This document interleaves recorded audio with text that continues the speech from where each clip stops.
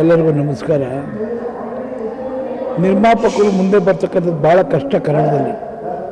ಯಾಕೆ ಹೇಳ್ತೀನಿ ಅಂದರೆ, ನನ್ನ ಅನುಭವ, ನಿರ್ಮಾಪಕರಿಗೆ ಫಸ್ಟು ವಿಷಯ ಗೊತ್ತಿರಬೇಕು.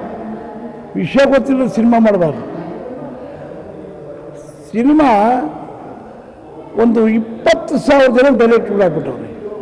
ಎಲ್ಲ ಬರ್ತಾರೆ ಡೈರೆಕ್ಟ್ರು, ನಾನು ಸಿನಿಮಾ ಮಾಡ್ತೀನಿ ಅಂತೇಳಿ ಸ್ಟೋರಿ ಏನೋ ತಂದು ಮಾಡ್ತಾರೆ. ಇಡೀ ಭಾರತ ದೇಶದಲ್ಲಿ ಸಿನಿಮಾ ತೆಗಿತಕ್ಕಂಥ ಜನ ನಮ್ಮ ನಿರ್ಮಾಪಕರಿಗೆ ಏನೋ ಒಂದು ಸುಳ್ಳು ಹೇಳಿ ಮಾಡ್ತಾರೆ ಅಥವಾ ಸತ್ಯ ಮಾಡ್ತಾರೆ. ಕಂಟೆಂಟ್ ಇಲ್ಲ, ತಿರುಳಿಲ್ಲ.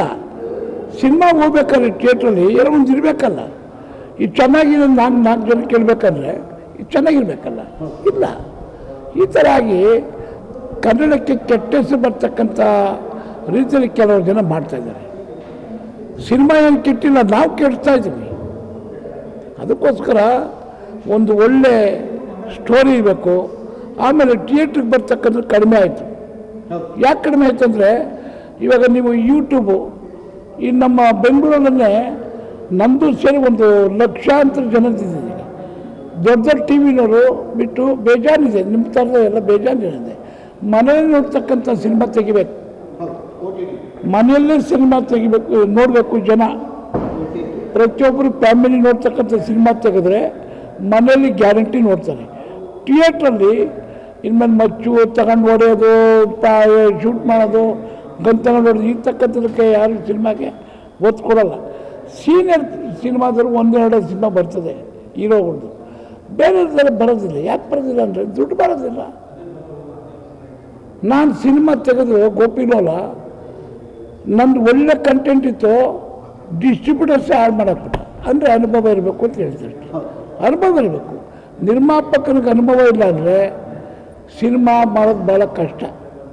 ಅದಕ್ಕೋಸ್ಕರ ಇವ್ರಿಗೆ ಒಳ್ಳೇದಾಗಲಿ ಅಂತ ಹೇಳಿದೆ ಅಷ್ಟೇ. ಯಾಕೆಂದರೆ ಒಳ್ಳೆ ಚೆನ್ನಾಗಿ ತೆಗೆದಿದ್ದಾರೆ. ಇರೋದಾಗೆ ಸ್ವಲ್ಪ ಚೆನ್ನಾಗಿ ತೆಗೆದು 2 ವರ್ಷದಿಂದ ಸತತವಾಗಿ ಶ್ರಮ ವಹಿಸಿದ್ದಾರೆ ಹೆಣ್ಮಗಳು.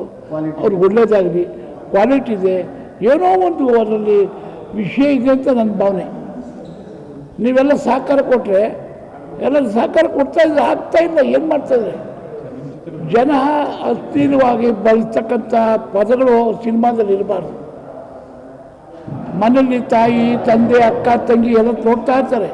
ನೋಡುವಾಗ ಅವ್ರಿಗೇನು ಆಗಬಾರ್ದು. ಆ ಥರ ಸಿನಿಮಾ ತೆಗೆದ್ರೆ ಗ್ಯಾರಂಟಿ ಇನ್ನೊಂದು ಸ್ವಲ್ಪ ಸ್ಟೆಪ್ ಚೇಂಜ್ ಆಗುತ್ತೆ. ಈಗ ಹೀರೋಗಳೆಲ್ಲ ಸೌಕಾರ ಆಗವ್ರೆ, ಪ್ರೊಡ್ಯೂಸರ್ಗಳು ಯಾರಾಗವ್ರೆ, ಎಲ್ಲ ಕೆಳಗೆ ಬರ್ತಾವ್ರೆ. ಎಲ್ಲರಿಗೂ ಕಷ್ಟ ಆಗಿದೆ. ಒಳ್ಳೆ ಕತೆ, ಒಳ್ಳೆ ಸಂಭಾಷಣೆ, ಒಳ್ಳೆ ಕ್ಲೀನಾಗಿ ಒಳ್ಳೆ ಹಾಡು, ಇವೆಲ್ಲ ಮಾಡಿದ್ರೆ ಗ್ಯಾರಂಟಿ ಬಂದೇ ಬರ್ತದೆ. ಅದನ್ನು ಮಾಡೋಕ್ಕೆ ಪ್ರಯತ್ನ ಪಡಬೇಕು. ಒಂದು ತಿಂಗಳಿಗೆ, ಒಂದು ವಾರಕ್ಕೆ 10 ಪಿಕ್ಚರ್ ಅಂದರೆ ಒಂದು ತಿಂಗಳಿಗೆ 40 ಸಿನಿಮಾ ರಿಲೀಸ್ ಆಗ್ತಾರೆ. ಯಾರು ನೋಡ್ತಾರೆ? ಈ ಹುಡುಗರು, ಈ ಉದಾಹರಣೆ ಇವರೇ ಆಗಲಿ, ನೋಡ್ಬೇಕಾದ್ರೆ ನ್ಯೂಸ್ ನೋಡ್ತಾರೆ, ಇನ್ನೊಂದು ನೋಡ್ತಾರೆ, ಪ್ರತಿಯೊಂದು ನೋಡೋ ಪಿಕ್ಚರ್ಗೆ ಹೋಗೋದಲ್ಲ. ಆಮೇಲೆ ಇನ್ನೊಂದು, ಯಾರು ಸಿನಿಮಾ ಟೆಕ್ನಿಷಿಯನ್ ಆಗಲಿ, ನಿರ್ದೇಶಕರಾಗಲಿ, ಯಾರು ಸಿನಿಮಾ ನೋಡೋಕ್ಕೆ ಬರೋಲ್ಲ. ಫಸ್ಟು ನಾವು ಸಿನಿಮಾ ತೆಗಿತಕ್ಕಂಥ ನಾವು ಒಗ್ಗಟ್ಟಾಗಿ ಸಿನಿಮಾ ನೋಡಬೇಕು. ಸಿನಿಮಾ ಮಾಡಿರ್ತಕ್ಕಂಥ ಪಾತ್ರಧಾರಿಗಳು ಸಮೇತ ಕೆಲವರು ಪಿಕ್ಚರ್ಗೆ ಬರೋದಿಲ್ಲ. ಅವರು ಸಿನಿಮಾ ಪ್ರಚಾರಕ್ಕೂ ಬರಲ್ಲ, ಏನಕ್ಕೂ ಬರಲ್ಲ. ಅವ್ರು ಬಂದ್ರೂ ಅರ್ಧ ಜನಕ್ಕೆ ಪ್ರಚಾರ ಆಗುತ್ತೆ, ಪ್ರಚಾರಕ್ಕೆ ಬರಲ್ಲ. ದುಡ್ಡಿಗೆ ಮಾತ್ರ ಗಲಾಟೆ ಮಾಡ್ತಾರೆ. ಇದಂತೂ ಗ್ಯಾರಂಟಿ. ಈ ಥರ ಆಗುತ್ತೆ. ಇವೆಲ್ಲ ಸಮಸ್ಯೆ ಕನ್ನಡದಲ್ಲಿ ಭಾಳಷ್ಟು ಜನಕ್ಕಿದೆ. ಅದು ಫಸ್ಟು ವಾಣಿಜ್ಯ ಮಂಡಳಿಯಿಂದ ಹಿಡಿದು ನಾವು ಟೆಕ್ನಿಷಿಯನ್ನು, ನಿರ್ಮಾಪಕರು, ನಿರ್ದೇಶಕರೆಲ್ಲ ಒಗ್ಗಟ್ಟಾದರೆ ಒಂದು ಸ್ವಲ್ಪ ಏನೋ ನಡೀತೆ. ಇಲ್ಲಿ ಹೊಂದಾಣಿಕೆನೂ ಇಲ್ಲ. ಒಬ್ರು ಕಂಡ್ರೆ ಒಬ್ರಿಗಾಗಲ್ಲ. ರಾಜಕೀಯಕ್ಕಿನ್ನ ವರಿಷ್ಠ ಆಗ್ಬಿಟ್ಟಿದೆ. ಅದಕ್ಕೆ ನೀವು ಮಾಧ್ಯಮದನ್ನೆಲ್ಲ ಕೆಲವರೆಲ್ಲನೂ ನಿಮಗೂ ಜವಾಬ್ದಾರಿ ಇರ್ತದೆ. ದಯವಿಟ್ಟು ನಿಮ್ಮ ಕೈ ಮುಗಿತೀನಿ.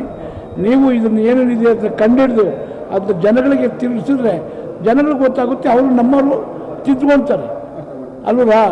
ತಿದ್ಕೊಳ್ಳೋಕ್ಕೆ ಸ್ವಲ್ಪ ಪ್ರಯತ್ನ ಮಾಡೋಕ್ಕೆ ನೀವೆಲ್ಲ ಸಹಕಾರ ಕೊಟ್ಟರೆ, ಯಾರು ನಿಮ್ಮದೇ ಮೇಯ್ನು, ನೀವು ಸ್ವಲ್ಪ ಶಕ್ತಿ ಕೊಟ್ಟರೆ ಆ ಜನಗಳಿಗೆ ಗೊತ್ತಾದರೆ ಗ್ಯಾರಂಟಿ ಮಾಡ್ಬೋದು.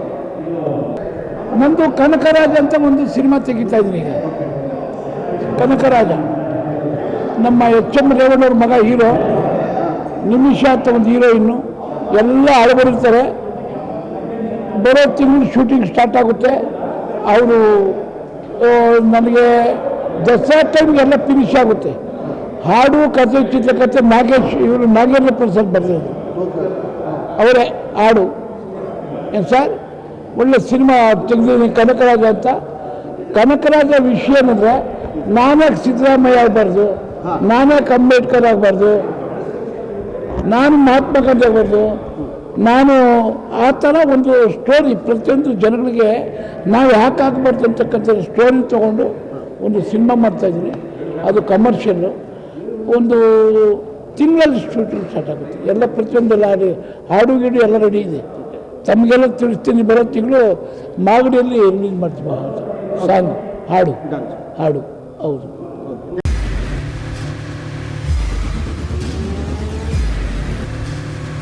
ಪ್ರಜಾಮಾರ್ಗ ನ್ಯೂಸ್, ಇದು ಜನಸಾಮಾನ್ಯರ ಧ್ವನಿ. ನಮಸ್ಕಾರ. ನೀವು ನೋಡ್ತಾ ಇದ್ದೀರಾ ಪ್ರಜಾಮಾರ್ಗ ನ್ಯೂಸ್. ರಾಷ್ಟ್ರದ ರಾಜ್ಯದ ರಾಜಕೀಯದ ಬಗ್ಗೆ ಹೆಚ್ಚಿನ ಸಿನಿಮಾ ಅಪ್ಡೇಟ್ಗಳಿಗಾಗಿ ಫಸ್ಟ್ ಲೈಕ್ ಮಾಡಿ, ಸಬ್ಸ್ಕ್ರೈಬ್ ಆಗಿ, ಹಾಗೆ ಫಾಲೋ ಕೂಡ ಮಾಡಬೇಕು.